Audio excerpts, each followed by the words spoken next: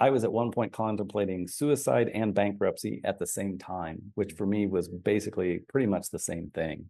And there was grace that found me, and I'm back to serve. I will make you a fisher of men, and you will work for me, not for yourself. And in that moment, everything shifted. So literally in the middle of those woods, I went, okay, I'm good with this. Whatever you ask me to do, you're right. I mean, basically, it's like, I'm good. I trained you to do all this stuff, to go do all this stuff, but you were doing it for your own glory. You were doing it, Matt. You were doing it for Matt's glory. You were doing it so Matt looked good. Matt looked successful. You need to lay down those childish ways, right? But yeah, so financially, I was not successful. Business-wise, my businesses were crumbling, which led to, in my marriage, just, bad vibes and, and my, even as a father, I was just, because all the energy, it just felt like life was just being sucked out of me. And I just kept getting lower and lower and lower. And finally, I got to the point where, I was definitely clinically depressed, and I was trying to figure a way out that was completely out. And I finally got to the point where I was like, I could not, take my own life, because I had this, at the time, like a 1-year-old and a 5-year-old. And I was so pissed at their mother. I wasn't even thinking about her. I was just mad at the world at that point, because I was just so dark inside. Did you know there's a technology that's actually an app on your phone that uses sound waves to tell your brain what you want your brain to do? We had a young man that was on a guest on our podcast, the Mike Litton Experience, who had a traumatic brain injury. He was sleeping 3 hours a night. He's using NewCalm now, and he's sleeping more. Go to newcalm.com, Mike15 promo code. Newcalm.com, promo code Mike15 for an extra 15% off. Go today. Welcome to the Mike Litton Experience podcast. Everyone has a story, and our passion is to help them tell it. Mike is passionate about being a father, a teacher, a realtor, an investor, and a leader. And now, introducing the host of the Mike Litton Experience, Mike Litton. Matt, Lillie, thank you so much for being our guest on the Mike Litton Experience. I'm super excited for our time together. And like we talked about before we hit record, everybody has a story, and our passion is to help them tell it. So with your permission, we're going to start with where you were born, go up to today, and then we want to talk about these amazing things you're doing with this Kingdom Capital Fund. Yeah, no, Mike, thank you so much for having me on, and thank you for just, doing this in the world. I think we all have those times where we need inspiration, and we need, kind of people that are like-minded to talk about the experiences that had, the good and the not so good, because we learn from the not so good, right? So no, I feel very, very honored to be on your show today. Thank you so much. Thanks, buddy. I appreciate you being here. So where were you born?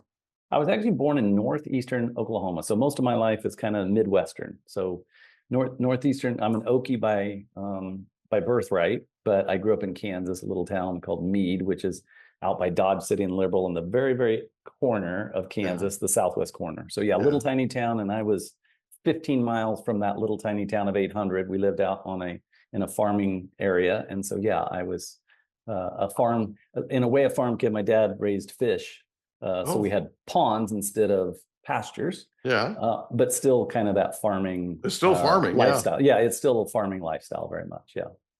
So I was born in Oklahoma. Oh, which part? A town called Ponca City. Oh, of course I know Ponca. I've been there. Right. Yeah. And we took a trip to Dodge City, Kansas. Our family did. To Boot Hill. Yes, of course. Yeah. Right. And we walked through Boot Hill, and there's, this display of all these different gunfighters and all this stuff. Right. And we walk up in front of, we walk up in front of this one, and my mom goes, "That's your direct blood relative." Oh, wow. Wow. Nice. I'm like, a freaking gunslinger? What? Nice. Right? Nice. Yeah, 100%. So it started to explain some things. The old 23andMe thing. I've never done the 23andMe thing. Yeah, right. Yeah. But this was like one of those moments, because I've always been known for having a really short temper. Right? I mean, I manage it. And now you've earned it. This guy once shot a man just for snoring. Oh, I love it. Okay. Love it. Yeah. Right. It's like, what? So, So, beautiful. So, right. Yeah. So what town in Northeast Oklahoma were you born in? So I was actually born in Miami, and if you're from there, it's called Miami. Okay. Yeah.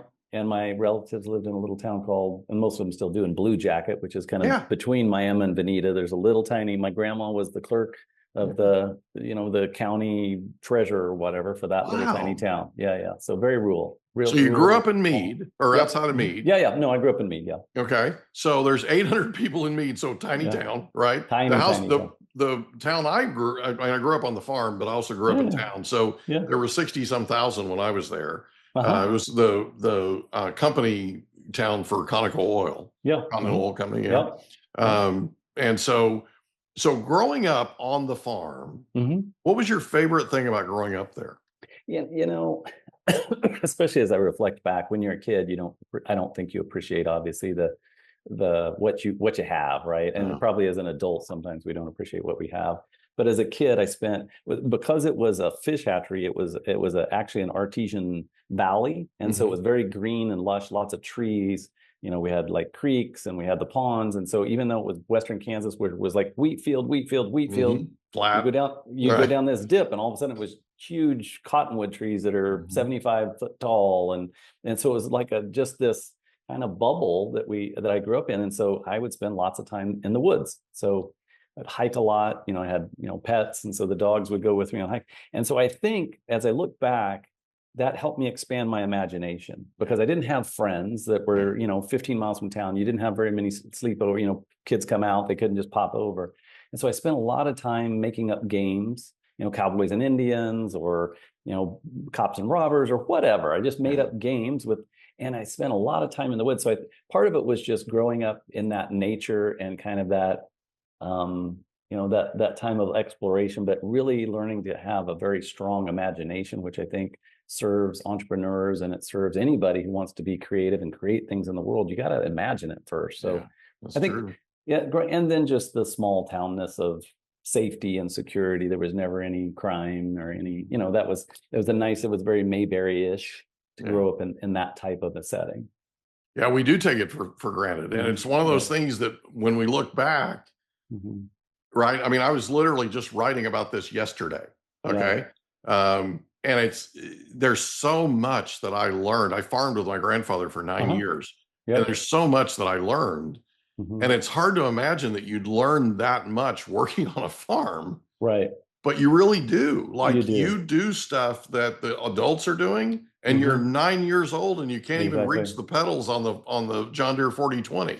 You know what I mean? It's like, So one of the neighbor ladies called my grandfather and told him that whoever was running the tractor out east had fallen off. Oh, wow. It was because he panicked. What was because I was 9 years old. She couldn't see me. Her eyesight wasn't that good. And she couldn't see me because I was so small. Right. Exactly. And he runs out with his field glasses, and he's, trying to verify that I'm still there, because he's trying to figure out how he's going to tell my mother, his daughter, how I died, farming on the run over by a tractor. Oh, this is right. That man, oh my goodness. I mean, what he had to have gone through to allow me to do that is just unbelievable. But so let me just ask about this. So you mentioned artesian. So artesian is wells, right? Natural wells, naturally fed wells that have large aquifers below them and all that kind of stuff. So I just wanted people to understand what artesian is. So what you basically did was you grew up in an area that's almost like an oasis in the middle of the Dust Bowl, right? I mean, that part of Kansas is really well farmed and huge farming and all that kind of stuff. And it's just flat as all get out. The thing is, that's sort of an oasis in the middle of it. And man, what a treat. I mean, looking back, you had to think that you were blessed to grow up that way, 100%. And to your point, also getting the lessons of resilience and creativity. Like, you couldn't just order it from Amazon or go to Lowe's or Home Depot and buy it. You if something broke, you welded it, you cut it, you wired it, you duct taped it, right? You fixed it, because there was, unless you blew a head gasket or something, the only way it's going to get fixed is if you fix it. There's no figured it out, right? You figured it out. And I think that went a long way, obviously, later in life, to you just got to, that's been a mindset the rest of my life, is you just got to figure it out. If there's no way, then you figure out a way. So I think growing up on a farm was very much about resiliency and creativity. That's so cool. So growing up, who was the most Uh-huh. influential person to you? That's a great question. As a like growing up influentially, there was, obviously, your parents, my father and my mother obviously had, very good values, and we grew up in a farming community. So my dad had friends, and so, they were always, in a way, took me under their wing. Like one of our, the guy who ran the lake side of the property, he didn't have any boys, so I think he kind of gleaned that I was kind of his son. And so he would, I remember singing, we'd be driving in his old Dodge truck and singing some type of, the Take Me to the Levee or something. I mean, it was just, local people. There was a veterinarian that was there that he and his wife kind of took me under their wing when I was 12 or 13, and really for the first time opened my mind to business and entrepreneurship, and involved me in some projects that they were creating that were businesses. So I could just, brainstorming was the first time I'd ever done that. I'd never heard of it. I was like, what is it? And so we would sit and think about ideas and think about creativity. And so for a small farm town, where there were basically no entrepreneurs or very little, if any, right? It's a farming community. To then have somebody like that, that's kind of like, hey, this is a different way to maybe see the world or look at the world, was super, I think, important to my thinking skills and just my exposure to the world. And then, my all-time kind of not alive is Andrew Carnegie. He's, I read his autobiography when I was in my early 20s, and that was so inspirational because of what he did for humanity, what he did for the United States especially, but just donating libraries and contributing organs to churches, and basically built the whole library infrastructure that would educate generations of people that were too poor to have books. And so that was when I read that the first time, I'm like, oh, wow, here's a guy who built an industry, a capitalist, and built all this industry, and then turned around and then took 90% of that wealth and made the world a better place. And I'm like, how cool. I mean, if I could have a similar path in my life of like, oh, created a bunch of wealth and then did amazing things with it, that would be like, that was a life well lived. Yeah. So, yeah. Yeah, no, I totally agree with that. That's cool. Mm-hmm. So where'd you go to high school? I went to high school in Meade, and then I graduated, went to college at Wichita State University, so WSU in Wichita, Kansas. Awesome. And studied entrepreneurship until they kicked me out. So I was about a year in before my GPA mandated that I wouldn't come back, because I came, coming from that small farm town to a city of 500,000 people, there was just too much other things to do, right? There was too much, gambling and drinking and girls, and it was just like, it was way too much for a small kid from Kansas or a small kid from me. And so I did not go to class. So it wasn't that I wasn't capable, it wasn't, I just didn't go. Not interested, right? Right. Yeah, exactly. Other things to do. Yeah. You never run out of those things, right? I did not run out, no.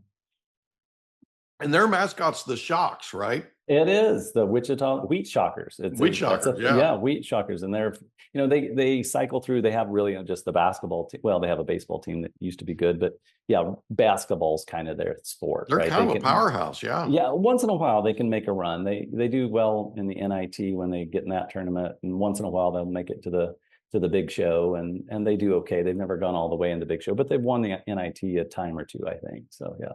So in high school, did you have a favorite subject? That's a good question. I don't know that I had a favorite subject. I was kind of more of a general. So it was 30 people in my class, and I was number 10 as far as ranking. And I think, I kind of hung out with the smart kids. So I was the dumbest of the smart kids, if that makes sense. I wasn't, and so I kind of learned by just being around the smarter kids, which in a small school, there was not a lot of cliques, and there's no, it's everybody's just kind of your classmate. At least was my experience. There's no like smart kids and jocks and these kids, and that's just everybody's kind of doing everything. Everybody's playing sports, and everybody's in band, and everybody's in choir, and everybody's, so I think just being around the kids that were smarter helped me. But the one of the things that was a detriment, though, was I was just smart enough to be a B+ student, but I never learned to study. So when I got to college, there was all these kids that were C students, but they knew how to study. And here I was kind of a BA student. And so I never picked up good study skills. So when I went to college, it was just like foreign to me that you'd have to read study. Because I thought went to class, and then you took the test and you passed and you moved on. But you memorized and move on. Yeah, exactly. But that didn't work in college. It was a little different. Yeah. So did you have a favorite teacher by chance in high school? I did.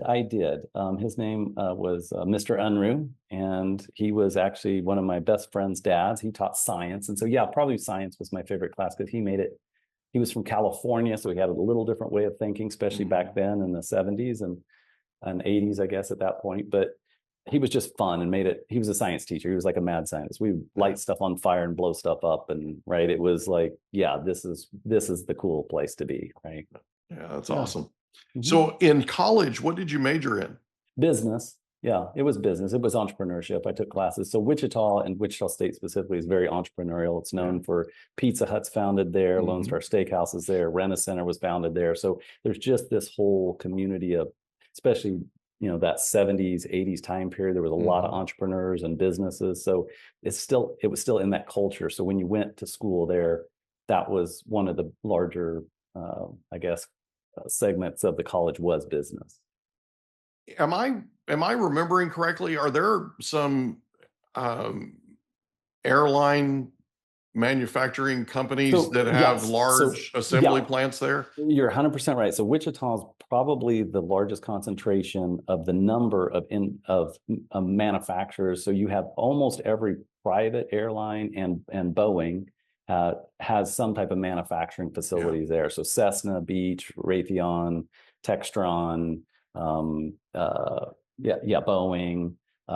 Even I don't think Dassault has, but almost every major private, especially private. So all the Hawker aircraft, those are all produced in Wichita, Kansas. Beechcraft, all the King Airs, those are all made in Wichita, Kansas. So yeah, aircraft's really big. Oil and gas, because there's a lot of oil and gas in that region. And then the farming and the kind of, obviously the rural, not in Wichita, but Wichita's really oil and gas and airlines. Or not airlines, but aircraft manufacturing. Yeah. So what's the single most important thing you learned at Wichita State? I don't know that I learned much at Wichita State, to be honest with you. I don't know what I learned. I knew this would be a loaded question. I know. I didn't. The only class I went to with consistency was Taekwondo, because I was afraid of the instructor, because he was definitely hands-on. The rest of it, I didn't learn much. I think, for me, it shifted very quick from that into what am I gonna, let's go get a job and let's figure out the world, because I was more interested in making money at that point than I was going to school. So for me, it was just, that's what happened. In fact, it was funny. My mom, years later, even and we'll get into some of the wins I've had, not all losses, but even years later, after some of the successes, she was like, so you ever think you're going to go back and finish your degree? I was like, Mom, I think that train has left the station. I think that boat sailed. At this point, I said, I don't think that's going to happen. And this is like probably my late 30s or early 40s. And she's still asking me if I'm going to go back. So I was like, that's just, that different generation that everybody had to go to school, and everybody, if you want to be successful, you got to get a degree. So you mind if I share something with you? Yeah, go for it. Yeah. So growing up in Oklahoma, I played football as a little one, right? Me and my buddies. And we all wanted to play for Barry Switzer. Oh, yeah, of course. Barry Switzer's the man in Oklahoma when it comes to football, right? So I became an OU fan. Yeah, of course, yes. When I was 13, we moved to San Diego. Oh, wow. So we've been out here 45 years. That's a shift. And one of the things that wasn't going to happen was I wasn't going to be going to Oklahoma. Right. Couldn't afford it. There was no way. Right. Right. Yeah. So I end up, this is a very long story, but here's the gist of it. I end up with a friend of mine coming back to me and telling me the other day that she wants me to take her position that she's had for 25 years in education. And in order to do that, I have to finish my bachelor's and my master's degree. Right. So I'm 58 years old. Nice. I applied to Oklahoma University. Right. And I got accepted a couple of days ago. Oh, well, congratulations. I love it. And I was trying not to get emotional about it. You know what I mean? Yeah. But I've always wanted a degree from there. Yeah. And now I'm going to end up with 2. Nice. Right. So it kind of worked out for me that I'm going back to school now and all this kind of stuff. It's never too late. It's never too late. But it's one of those still things try out for the team. Yeah, but in order to take this opportunity, in order to qualify for this, Yep. I have to have a bachelor's and master's. So, Right. so anyway, so it's really the way this whole thing has kind of come full circle. Oh my goodness. You know what I mean? Yes. So really cool stuff. So, so I'm going back to school, right? Yes. And I think, your mom was probably having an effect on me, right? Do you think you're ever gonna, right? Like I went back to my parents and they're going, "You're doing that now?" I'm like, yeah. now they're talking to me like, "Are you out of your mind?" Right. That's kind of a normal thing for me, right? Right. So after Washington State or Wichita State, pardon me, after Wichita State, where do you go? You're eager to get going, that kind of thing. So you go out and get a job? Yeah. So if you want to, I'll do the short version and then you can dive into whichever of those you want. But because there's a lot of like every life, right? You're getting to know me pretty well. there's a lot of ups and downs. So from there, started a business leasing air and water filters to hotels. It was just something I did. It was kind of innovative, and it was super boring and not very financially successful, but just successful enough for me not to do anything else. Yeah. And then when I was 26 or 27, I moved away from Wichita. I moved back to Manhattan, Kansas. I moved back to Wichita, and I had a roommate, and he had good credit, and I was learning about real estate. So we started buying rental houses together. We'd use his credit, we'd use a little bit of my cash, we'd put them together, and we would buy rental houses. And I said, you know what, I need to be a realtor because then I can have access to more information. So yeah, that makes sense. Yeah, I got my real estate license, decided I liked that more than being a landlord. So off to the races, started being a realtor. I found I really enjoyed it. It taught me a lot about business. It taught me, deal structure, finance, and negotiation, and dealing with personalities and people. And so it was a great fit for my personality. My personality likes transactional business. It likes to do deals. And so did that, then started a real estate company, and then grew that to about 60 realtors. We had 2 offices. We grew to about the 4th largest in the city, which, it's a small town, but we were coming up the ranks. You're competitive for sure. Oh, I'm super. Especially back then, I'm super competitive. And so, yeah, you are. And then I sold that to a Coldwell Banker franchisee, and so I stepped back from that. And then I had a couple of years where I was like, okay, what am I going to do now? Yeah. And I wasn't very healthy back then, so always going to the doctor with sinus infections, drank too much, ate crap, and so I was always kind of not feeling great. And so I go to the doctor all the time. And one time I was there, he's like, hey, we need more medical services on the west side of town. Do you know of any property? And through all of my stuff, I'd acquired this 17-acre parcel of land from the Catholic Diocese of all things. On the west side of town, it was a great location. Rezoned it. We ended up building nursing homes and assisted living centers. And then he and I and another partner, we grew this company called Axiom Healthcare Alliance to about 1,000 employees, and we have 14 or 15 locations now. And so I've kind of retired from that, from the day-to-day, but still have a small ownership interest in that. So we grew this healthcare business, and then through COVID, I opened a gym prior to COVID in 2018, I think, a really high-end gym that we built from scratch in Wichita. So got married and did all the family stuff. So I went from kind of being single and drive and work and try to succeed and become, I'd love to see my name in the business journal, and I created this character, right? And I created this character that had success and helped people make money, had a lot of investors and stuff. And I got to the point where before I got married, it just kept feeling more and more empty. Success, Tony Robbins would say success without fulfillment's failure. And I felt internally like a failure because I had, people knew me around town. It's, 500,000 people. So it's not that hard to get to know. So I was in the business journal and people knew me, and, I could go in the upper, if you want to call it, tier of business people and have those conversations. But I just kept feeling more and more disconnected from, now I could say, my soul.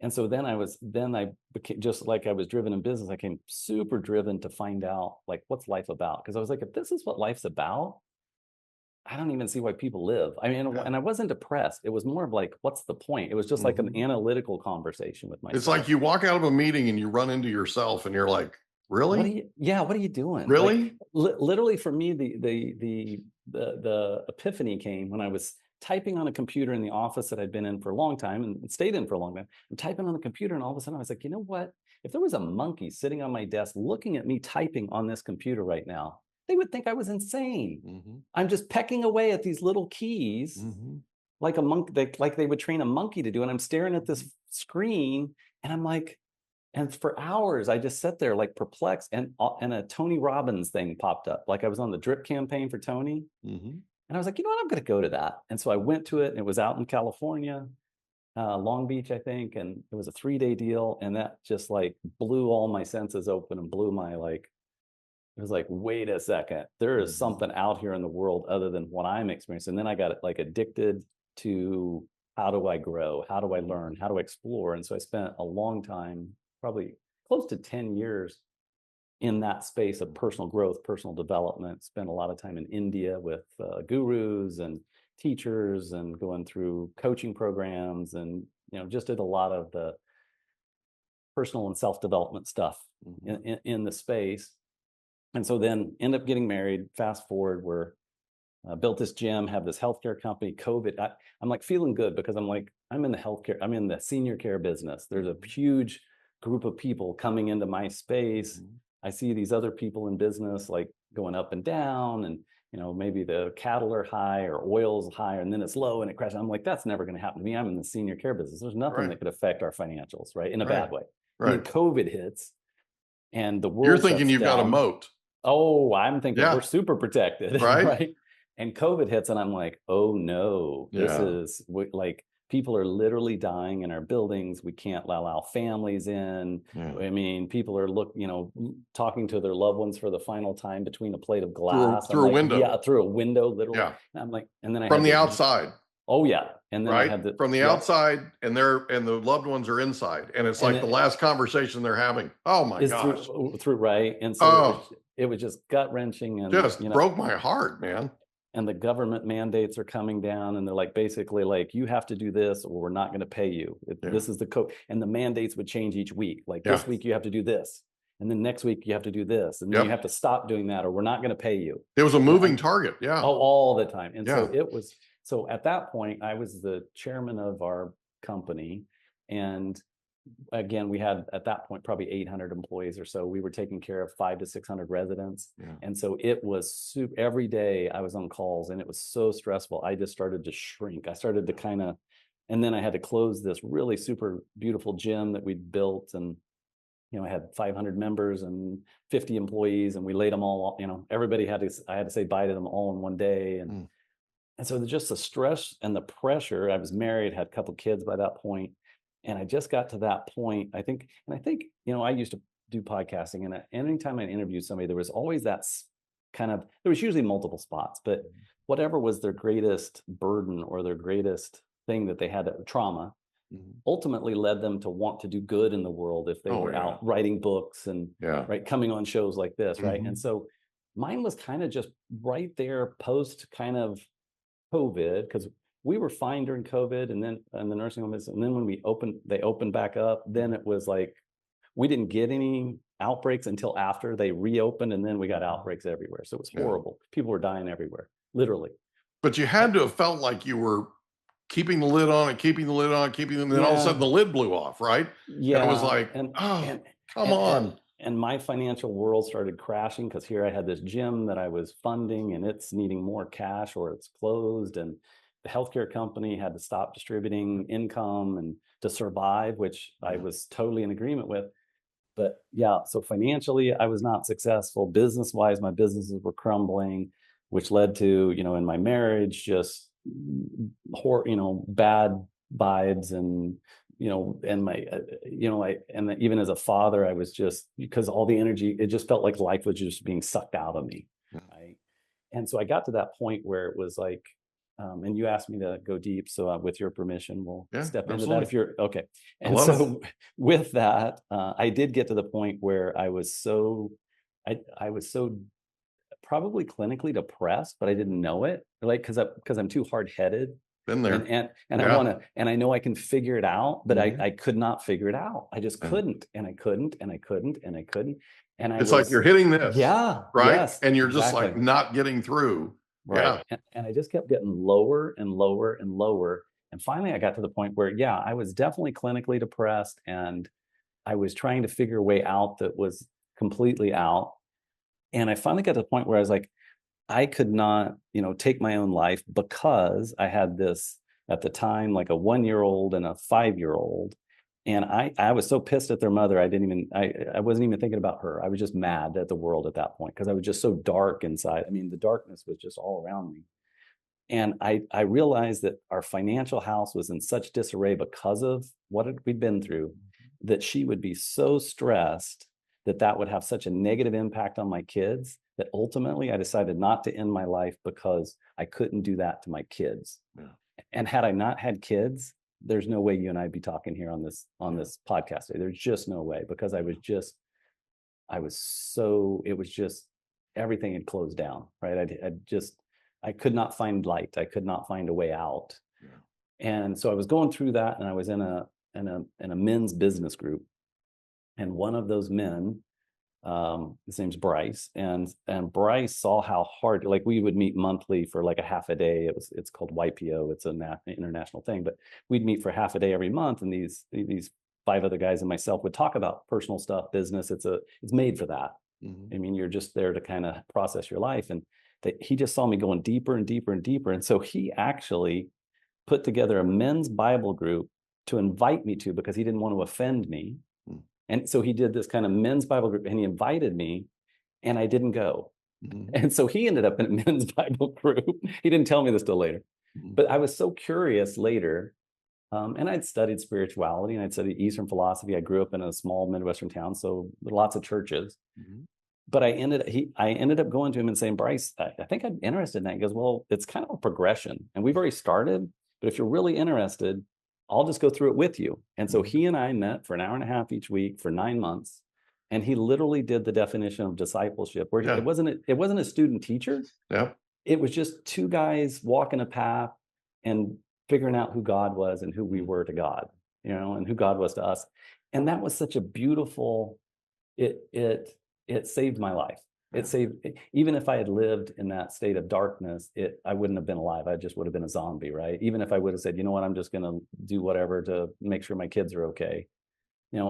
It actually kind of brought me slowly. It was 9 months, but brought me back to life. Mm-hmm. And to the point of, like, I think for me, I'm so hard-headed and I'm so driven that I had to get to a point of knowing that there was nothing that I, Matt Lillie, could personally do to receive grace, but also to earn grace, right? It was like, I had to get to a point where I felt so, I don't know, low and like such a failure financially, success-wise, because my identity was so wrapped in it, right?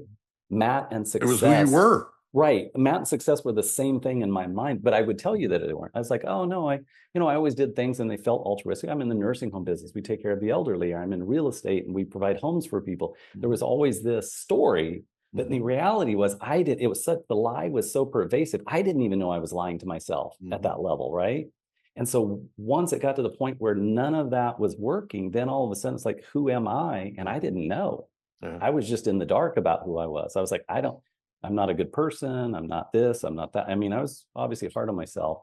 And then through studying literally scripture and kind of having Bryce pray over me, and he taught me how to pray, and and over that 9 months, like, a light came on, and it was, it wasn't, it didn't go from dark to now we're in the sun. It was a very slow walk and ups and downs, but over time, it did shift my heart. It shifted the way I looked at the world, and I think it changed it from being something I would talk about or had a good story around to actually being the truth, right? It was How old were you when this happened? So this was COVID. I just turned 54. So I would have been probably 40, whatever that would have been. I don't even know, 48-ish, 47, somewhere in that. And the other thing that was, there was a lot to unpack though, right? It was a lot to unpack, and it's still unpacking. So, we moved because of all of the stuff. Well, because of COVID, I realized I could work remotely, which I never thought I could do. And so it was kind of like, where do we want to live? And my wife always loved the mountains. I love the mountains, and Colorado was a little too cold for us. So we moved to North Carolina. So we live in North Carolina now. And I would hike every day. And I think that first 6 months of being here, I wasn't working hardly at all. I was hiking every day. I was reading scripture. I was reading books. I just needed to convalesce. I needed to, recuperate. I needed to like figure out who I was and have some real honest conversations with God and just say, I don't know what I'm doing. I don't want to do what I did before. I swore off, like everything I learned became like a chain around my neck. And I just got to the point where I was like, you know what? I'm not going to do finance, and I'm not going to do money raise, and I'm not going to do deal structure. God, you tell me what to do. And then the joke on me, I'm in finance now, and I'm in deal raise, and I'm doing everything I swore I would never do. But be careful swearing. Yes, exactly. But it wasn't that I chose to do it. It was that and this may sound cliche, and if I heard somebody saying what I'm about to say before I knew it to be true for me, I'd be like, whatever, dude. Yeah. I would blow it off more than likely. But until I decided to actually submit and follow the will of God, nothing is better than that. That pride thing's real, right? Yes, it's. I mean, it really is, and it still comes up, right? And over 48 years, you became who you believe the world wanted you to be, and who the world told you you needed to be, 100%. right? Yep. And then all of a sudden, you wake up one day and you're like, "I'm a fraud. Yep. I'm literally not what everybody thinks I am." Right? Yes. And the 100%. idea of relocating, by the way, is absolutely brilliant. So what we're going to do real quick is survival. Seriously, man, we're going to take a break. And when we come back, we're going to talk about how you took all this stuff that you were swearing you wouldn't do and you started doing it. We'll be right back.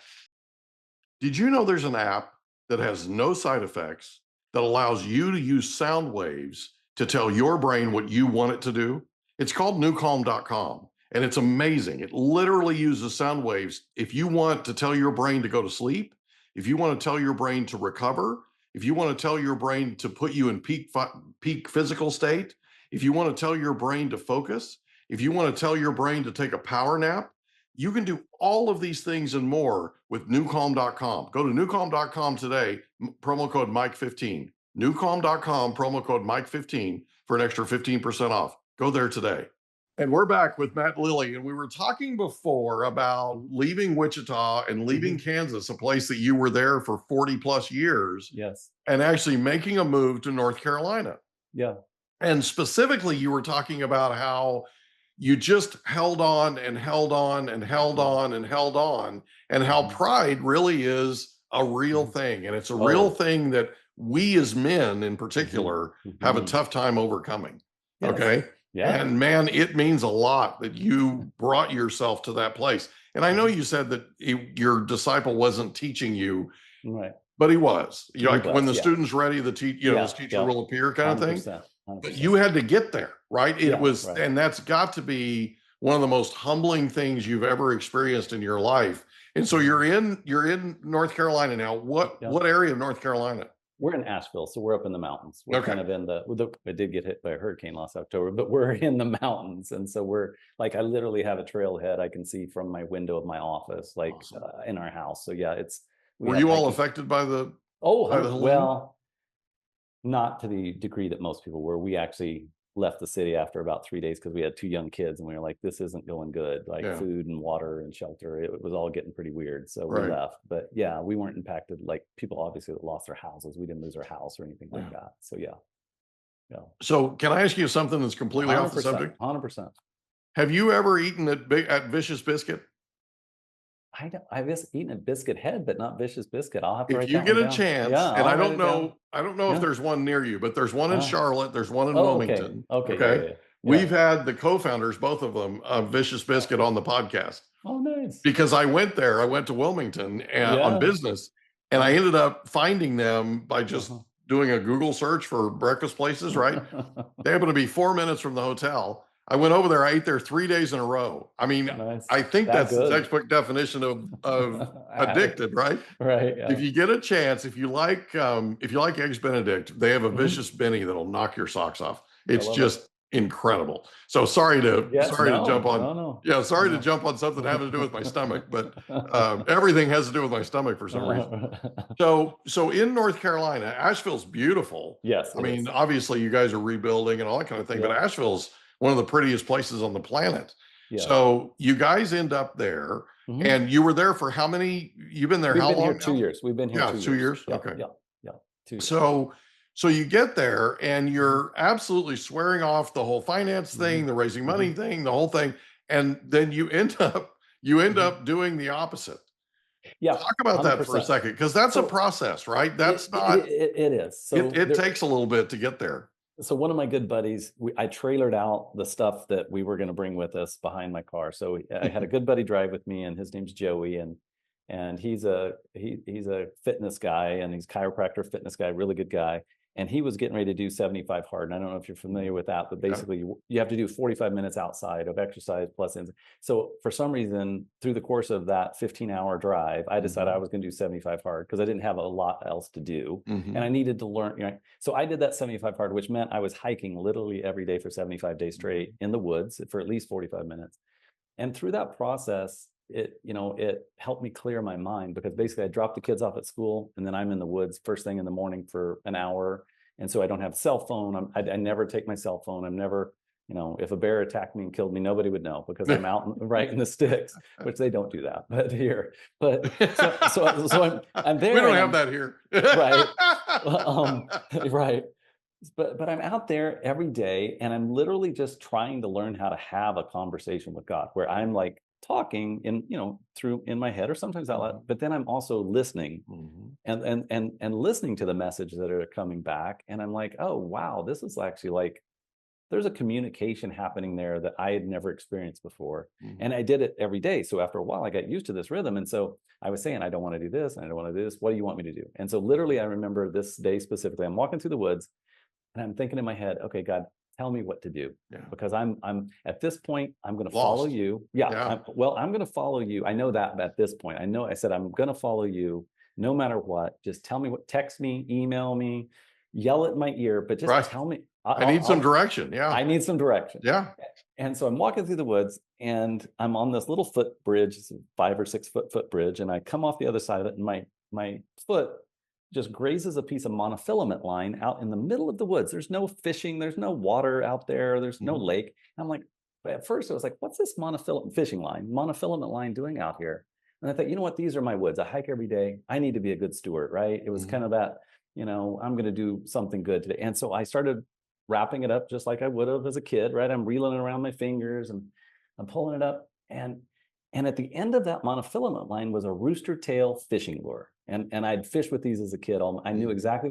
And I know this will sound maybe crazy, but as soon as I saw that lure, there was literally a verse that came to me that said, I will make you a fisher of men, and you will work for me, not for yourself. And in that moment, everything shifted. So literally in the middle of those woods, I went, okay, I'm good with this, whatever you ask me to do. And so then that's when Kingdom Capital was born, kind of in those woods, and private lending. And it's something I didn't know much about, honestly. I'd been a good borrower. I borrowed millions of dollars. I hadn't ever really lent money out. And so one of the guys in the Bible study that I ended up being with after Bryce and I went through ours, with Bryce kind of founded another Bible study. We took 5 men through the same Bible study I'd spent 9 months through in Wichita before I moved. And one of them was in the private lending space, and he was just getting started, and he knew I'd raised a lot of capital. And so he would always ask me questions. And so he asked me enough questions to finally I was like, what is this actually about? So I started to explore it. And then at some point it was like, I think I'd actually be pretty good at this, because I love deals and I love structure. And so he and I business, and I right? know business. So you know how to read a P&L, all that kind of stuff, right?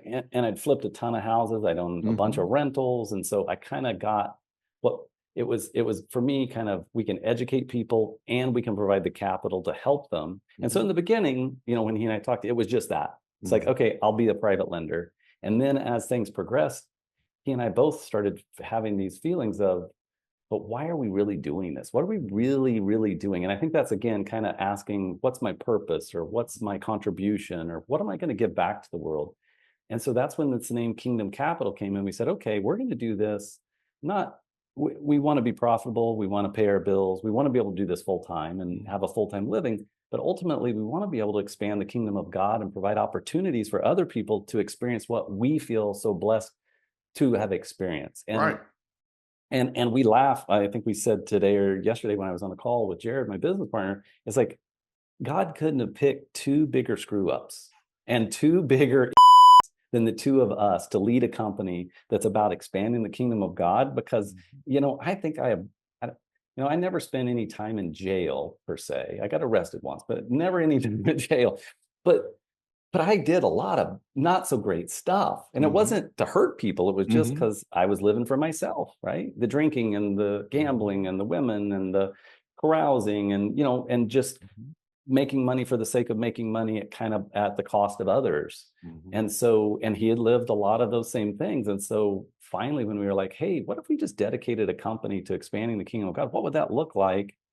And then it just has grown. I mean, we're still fairly new. We're a year and a half in. But as we grow, we attract people that want to do that.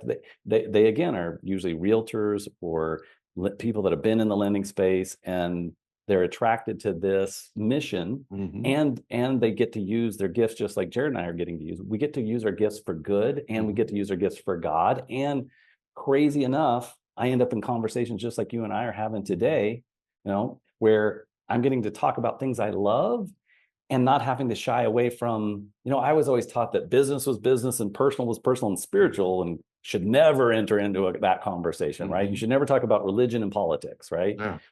And every day we're talking about God, and we're talking about business and money, and it's not, we're not, it's becoming more and more comfortable where, and now the conversations I have with borrowers, our clients, are the same conversations you and I are having. We're talking about God. We're praying over lunch. We're talking about what are we doing with this money we're making. I talked to a guy the other day who was a builder here in Asheville. He's sponsoring in Moldova. He's sponsoring he's basically, not when I say sponsoring, he's the producer of 60 vacation Bible study weeks for Moldovan kids to expose them to the gospel. And I'm just like, wow. I'm like, how 6,000 kids go through his camp this summer. I'm like, wow. And he's a builder here in Asheville, North Carolina. He builds, 5 or 10 houses a year, but he uses those profits to do good in the world. I'm like, if he can do that, what can I do, right? Can I do something?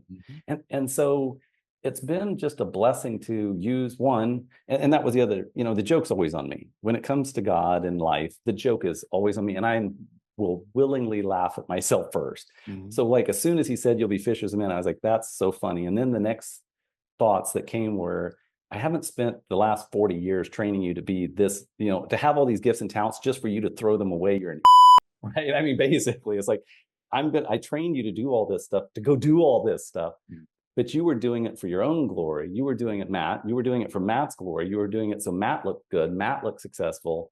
You need to lay down those childish ways, right? And pick up a more mature approach, which was, you're going to do them to help build the kingdom. But what does that mean? That means helping alleviate suffering. That means poverty issues. That means housing. I mean, do something with it, which it's still, we're in our early stages of even figuring out what that means. Yeah. I mean, we don't have it baked yet. We're just figuring it out as we go. Well, it's going to evolve. Yes. I mean, 100%. It's part of it, right? Yep. What's fascinating to me is you're going to be a fisher of men. And you grew up on a fish farm. Yes. I told you the joke's always on me, right? Exactly. The joke is always on me. Even that is, yes. And I knew what that lure was instantly. And then I actually don't post on Facebook much, but on this one, I put that lure on my Bible. I had the verse open and I said, today, God answered a prayer for me and let me know what I'm supposed to be doing. I didn't get into and then a lady commented, she said, do you realize that the rooster is actually symbolic with Christ because the rooster crowed at dawn? And I looked it up, and literally throughout ancient times, the rooster and Christ were synonymous with, and I was like, no way, this just gets funnier and funnier. So God always has this punchline that I'm always last to get, but enjoy. Well, think about this for a second, okay? You're in the woods, you're doing 75 hard, okay? Which means, a good friend of mine who's been on the podcast 3 times now, talks about this a lot in terms of, if you've got something that's really big that you need to solve, move. Get outside. Go do something where you get some oxygen in your lungs. Okay. So you're walking and you're asking God, and you look down and you see this line that absolutely shouldn't be there. Should not be there. Right? And yet you grab it and you start Yeah. schooling it, right? Yeah. Yeah. And you're doing it because you're trying to be a good steward of the area that you're frequenting, Yeah. right? These are my Yeah. woods, right? Yeah. Right? I need to pick up the trash. You don't Yeah. own them, but you know what I mean, Yeah, right? I These are know. my Yeah, woods. This is 100%. where Yeah. I Yeah. hang, right? Yes. This is my area. And so Right. you're cleaning it up, and all of a sudden, wham. Yeah. And it's like, I mean, you start adding all this stuff up, and it's like perfect. Yes. When you look back, that's the way God's plan is, right? If you can't 100%. write the script as a Right. human being, Right. that's it, right? Yes. Yes. And that's really a very, very cool thing. So Yes. let me ask you this. hmm What does tomorrow look like for Kingdom Capital Fund? So we lend money to home flippers and usually scale. So usually we find real estate entrepreneurs who are trying to go from doing 5 deals a year to 20 deals a year, or 2 deals a year to 10 deals a year. And so we show them ways to what's called the BRRRR strategy, but we show them ways to do that so they can recycle their cash. We have the fix and flip money, and we have the long-term 30-year fixed money, and we pair them together, and it makes a rocket engine for real estate entrepreneurs. Yeah. So as we grow, we're expanding the number of loan officers that are in our company pretty much weekly.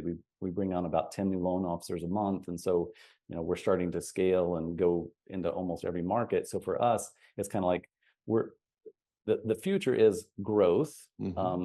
And originally we were trying to restrict it more. And then we thought, gosh, you don't restrict growth inside of an actual church. Why would we restrict our growth? So let's just get better at onboarding people.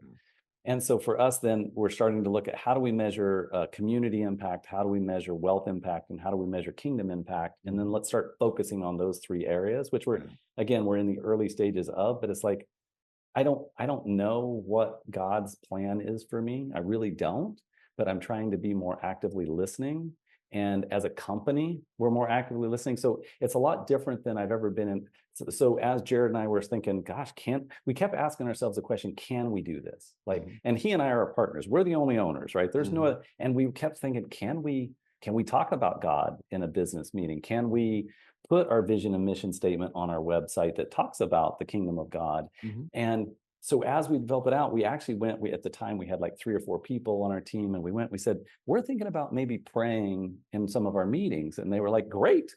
And we were like, really? And they were like, yeah. And I was like, okay, what day do we want to do this? And they said, every day. I was like, wait, what? I was like, me personally, in my mind, I'm like, we can't do that, because I came from this old school 70s, 80s business, blah, blah, blah.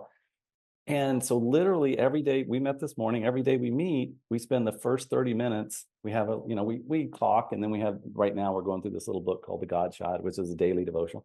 And somebody rotates who reads scripture, and then we ask for prayer requests, and then we pray. And so we pray into business meetings. And it literally is the first 30 minutes of every meeting. We're in scripture and prayer. And it's also exploration, like, hey, I always wondered about that. Or what do you think? I mean, it's a discussion. And so we try to set that tone, which is so different than I've ever heard of it. And we have close to 20 people now on our team. And all of them are like, I've never worked for a company where we had kind of the ability to bring all of themselves. Like I wanted to bring all of myself into an organization where I didn't have to hide parts of myself, because that's what I always felt like in the past. Right. I had to hide my beliefs, or I had to hide whatever. And it's like, I can't hide anymore. God's kind of, I'm who I am, lumps, warts, and all. And I need to be able to feel comfortable to bring whatever I got. I mean, if I'm having a bad day, I got to have a tribe to kind of share that with. And so that's what we're doing currently. And we're looking at how do we expand our education around real estate and wealth building. I really believe in real estate as a wealth builder.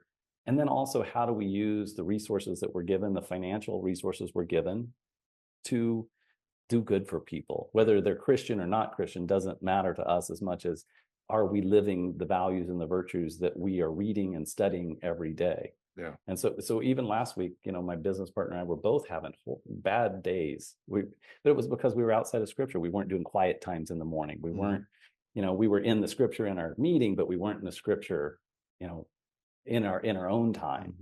And so he and I looked at each other and we said, we're just going to start doing quiet times together in the morning before me. So he and I actually meet for 30 minutes to do scripture, and then we get into the meeting, and then we do another 30 minutes with our team. Well, so it's wise. And I'll tell you why, right? You've spent 50 some years getting to here.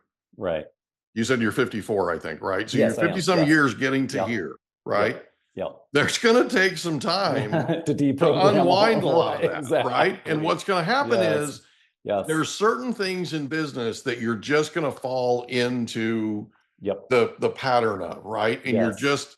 it's part of it. Yes. The thing about it is it's you and Jared, Right. right? And so the two of you need to basically work to hold each other accountable. Right. And then you go out to the staff and you're accountable to them, right? Yes. 100%. And the best thing you told me just now and told our audience just now was you got buy-in. You literally have everybody in the company agreeing to do this and they're excited about it. Yes. That's a big deal, because what you don't want to do is be the organization that does it for show and then everybody basically walks away and does, right? That's not going to be effective. Right. Yeah. You know what I mean? Yeah. So in fact, brilliant, we won't hire any. Well, thank you. I appreciate that. That's, again, God's working, not our own. Our Cassidy, our HR director, he tells people in the initial interviews, like, hey, here's who we are and here's what we do. Are you comfortable with that? If you're not, no problem. But this is what we do. Yeah. We specifically focus on God and we focus on the teachings of Christ. That's what we do.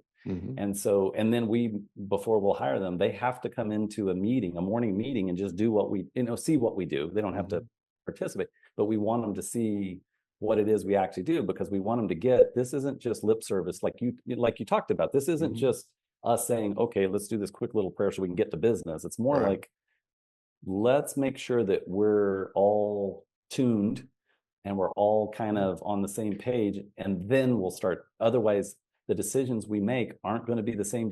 If we don't do prayer and scripture in the morning, the decisions we make aren't the same decisions, because we're falling back into that. How do we maximize, and how do we, get our P&L? How do we cut costs, or how do we, versus how are we serving our clients? How are we serving our employees? How are we serving our investors? Because we do also take, people invest money with us and then we loan out. So, so all of those things. Yeah. Well, it adjusts your focus.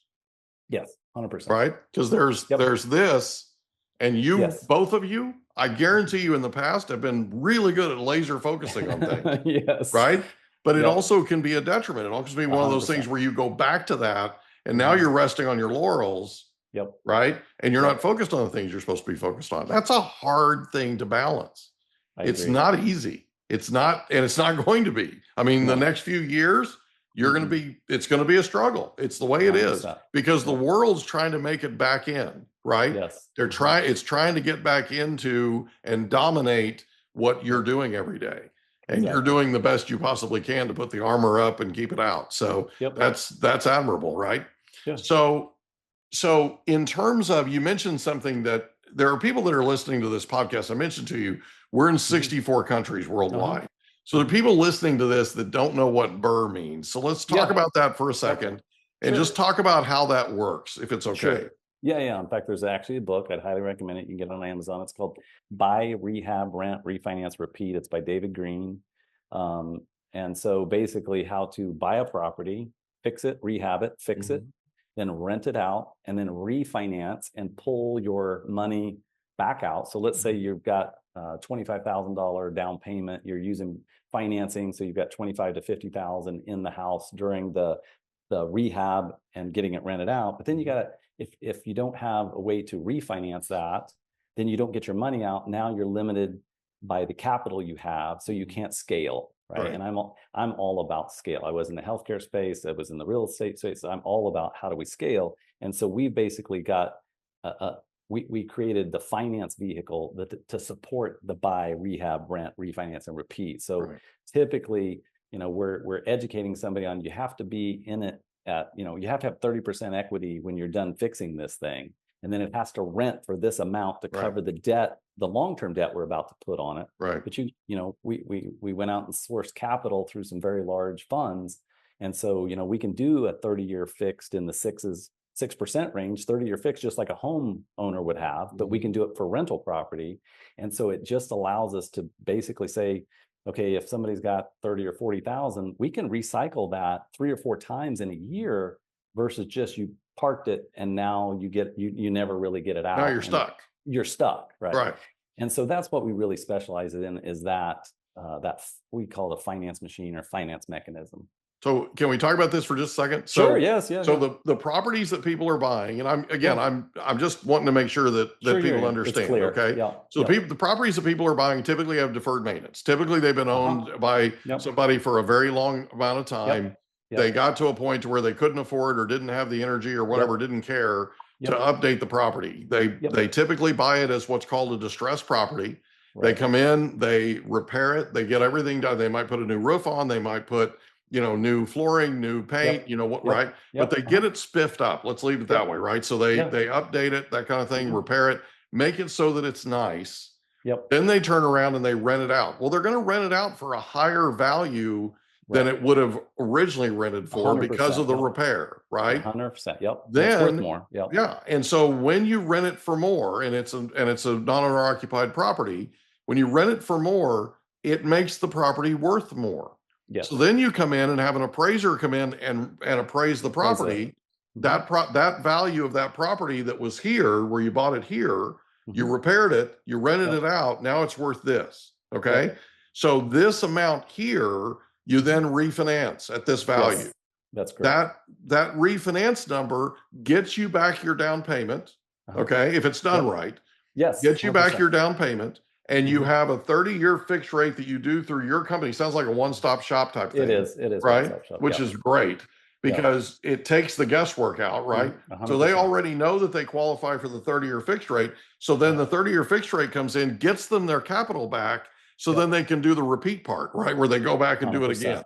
And do it again. Well, that's velocity of capital, ladies and gentlemen. And that's exactly what everybody who's successful in this world does. Yes. Is they keep their money moving. Right? It's one thing to take your money and throw it in treasury bills. It's one thing to take your money and throw it in tax-free funds. It's something else, or tax-free bonds. It's something else to take your money and throw it in an index fund, right? Yes. Is it going to grow? Sure. But it's not velocity of capital. It's not being reused. The BRRRR method, however, allows you to continue to turn that money, right? And all of a sudden you wake up one day and you've got 80 of these things, right? Right. And all of them are cash flowing. And let me ask you this. So we're in a higher interest rate environment currently, okay, as we record this. If interest rates start to come down, is there a mechanism for people to refinance those mortgages and take that lower rate, thus more cash flow? Yeah, 100%. Yeah, because it's just like a home loan, except it's a business loan. Yeah. Right? But the underlying money that funds these is the same that funds home loans that are backed by Treasury. So yes, 100%. These are 30-year fixed, but you can to get the best rate. Usually there's a prepayment penalty of some kind, 1, 2, 3, 4, 5 years. But you don't have to. You don't have to do any of those. You pay a little higher rate, or for most of our clients, they're in for the long haul. So they're like, I don't care if there's a 5-year prepay, because they're getting rates again in the 6s that when you go to a commercial bank, you may be in the 8s or high 7s. And so they're like, so we're almost always a full percentage point lower than the local lender. Yeah. And it's a 30-year fixed and a 30-year AM. So the cash flow is always better on it. So we pay attention to the capital markets quite a bit. Actually, the money has gotten cheaper in our market space because there's more of it because as the market softens and there's less transactions happening, the velocity of money still has to move. Like the money still has to go somewhere. So it's actually shifting over into the private lending space. And they're saying, well, if we can't get that first mortgage on a homeowner, let's get the first mortgage on that investor property. And so we actually see a lot more funds flowing in at better rates. Like we came down 2 weeks ago, we came down a full quarter point in a day, and we were like, oh wow, this is good news. Well, and think about, and they do fluctuate a little bit. But think about it from an investor standpoint of somebody who's lending you the money, right? You're looking at something that's a very secure investment, and it's secure because they bought it distressed, they repaired it, they got it back up to where it's above where the value was, right? So they've got equity in there. Okay. 100%. They've got it rented out, so there's income coming in. So you're talking about something that's a more secure way of doing things than just throw it up against the wall and see if it sticks. Right. So it's a system that people are using. And so from an investor standpoint, they're like, hey, I'll knock a quarter off the interest rate. That works for me in terms of what the risk is. right? Yes, the risk is very, very, they found that the risk to real estate entrepreneurs and the risk to homeowners is basically the same default rate, which is less than like 3% or something like this, but it's super low. And it's because, to your point, exactly what you said, because where a homeowner can get maybe a 97% loan or 100% loan, typically in our world, it's an 80% loan, right? But the value is built in through equity, not through cash. But there's more margin. So if they do have to take the property back, there's more opportunity for the lender to recoup their money. So they're more willing to offer. I mean, we've seen rates fall below homeowner rates because they see it as more secure than a homeowner, because a homeowner loses their job. They don't know how to rent it out. They don't have another option, where these are professional real estate entrepreneurs. They're always going to have it rented. It may be a little lower, in slow seasons, but they're going to get it rented to cover the payment. Yeah, that's the cool thing. That's the cool thing. And that property that is the collateral is repaired. It's improved. It's in good shape, right? So if they get it back, they're not having to do a whole ton of repairs because of a bunch of deferred maintenance. They're getting back a property that is ready to go. So that was made ready, and appraised and valued and pictured. I mean, they get, all the stuff to make sure it's a good asset. Yeah. So it's a whole different ball of wax. So is there anything else you'd like to cover before we wrap up? I just, for me, it's just, I think I heard a pastor say this once, if you're going through a dark, hard time, know that that's not the end of the story, right? That's not the way God designed this. It's not, so for me, I didn't know that when I was in the dark, hard time. I had a friend tell me, but it was hard to listen. But so if somebody's listening to the podcast and they're going through some stuff, one, know that everybody goes through stuff. I'm not saying that I've gone through some of the trauma. There's people that have had physical trauma and abuse and stuff. I didn't have to experience that. But everybody has a level of trauma in their life, and it's the overcoming and maybe persevering or even turning towards something good through that. So if anybody, that's the one thing I would hope that everybody would come away with, is some inspiration that, I was at one point contemplating suicide and bankruptcy at the same time, which for me was basically pretty much the same thing. And there was grace that found me, and I'm back to serve. And as long as somebody just doesn't literally give up, grace will find you. If you're looking for grace, if you'll be open to receiving grace, grace will come 100% and find you and lift you up. So if my story can help anybody, it's just that when you're at your darkest, know that there is another day, right? It's darkest before the dawn. It's darkest before the light. Well, and if things are dark, move. Yes. Right? Get outside. Yes. Go hike in the mountains in North Carolina. For the love of Mike. Go for a right? Hike. Right. Go find yourself a lure. Right. Right. Okay. Just get out there. Do something. I mean, when COVID hit and they shut down my gyms, both of my gyms, I walked 136 miles in 30 days. Wow. Yeah. But it was, I had to get out. I had to get some sun on my face. I had to get some oxygen in my lungs, I mean, it's something that I don't know how to explain it. And I don't want people to overdo it or any of that kind of thing. Take a balanced approach to things, watch your diet, all that kind of thing. But if you're perplexed about something or having a tough time with something, get outside, go move, because you can't imagine how your mind starts working when you get some oxygen in your lungs, right? And you get some sunshine on your face, and you just, it's not the end of the world. It might feel like it, but it's not. Right. And you go out and you wave at your neighbors, right? And you pet some dogs and you whatever, right? So that's a big, big deal, I think. And that's a huge, huge lesson. So if somebody's interested in investing in Kingdom Capital Fund, how can they reach you? So I would just go to our website and start there, because you can schedule an appointment with me or one of our other team members. But it's just literally kingdomcapital.fund. So just kingdomcapital.fund. So if somebody needs to learn the BRRRR strategy and wants to run that, we can help them with the lending side. I got a really nice text and email yesterday from one of our largest investors, and they were talking about how it's changed their lives investing with us, because we give them a consistent income that's secure, that they can trust. And they've been able to do good in the world for their family who has an illness. And it brought me to tears, because I was just like, wow, I don't often think about the impact we're having with our investors. They went from CDs at 4% to like more than 10% with what we do.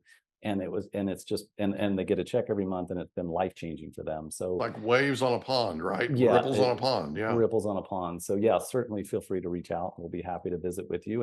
And the other thing I'll say in that same breath is we're happy just to visit without any, we just love helping people. So whether you decide to run the BRRRR strategy or invest money, it's not that I could care less, but that's not my motivation. That's not my end game. My end game is, can we help add value to your life? And if we can, great, reach out to us. And, we'd be happy to share whatever info that we've learned and wisdom we've gained through the world of hard knocks. And you're looking for loan officers too, right? You're recruiting? Yes. Yeah, we're actively recruiting. We find that realtors and people that have experience in the real estate space typically do the best because they understand transactions, they understand deal flow, they understand finance. But certainly if somebody has a passion for, or, as a real estate entrepreneur or realtor, the nice thing is we don't ask people to quit what they're doing. They can add it to what they do. So it's another revenue stream. But certainly, yes, we're looking, literally, we lend in 46 or 47 states now. So we can, if somebody's listening and they're in a state outside of Nevada, we're probably able to work with you. Outside of Nevada? Well, Nevada, for some reason, we can't crack that, but we will at some point. You'll get there. Yeah. You'll get there. Well, listen, Matt Lillie, thank you so much for being our guest on the Mike Litton Experience. This has been amazing. What a great ride. Yeah. Well, thank you, Mike. I certainly appreciate the opportunity to share a little bit, and hopefully it helps someone. Thanks, buddy. Can I ask you a question? Did you know that there's a technology that uses sound waves that'll tell your brain what to do? There literally is. It's called newcalm.com. It can tell your brain to heal, tell your brain to sleep, tell your brain to do all kinds of things. It can get you fired up. It can be a pre-workout. Newcalm.com. And the promo code is Mike15. Newcalm.com, promo code Mike15 for an extra 15% off. Go today. And that's a wrap. Another episode of the Mike Litton Experience in the books. Reach out to Mike on Instagram at the Mike Litton Experience.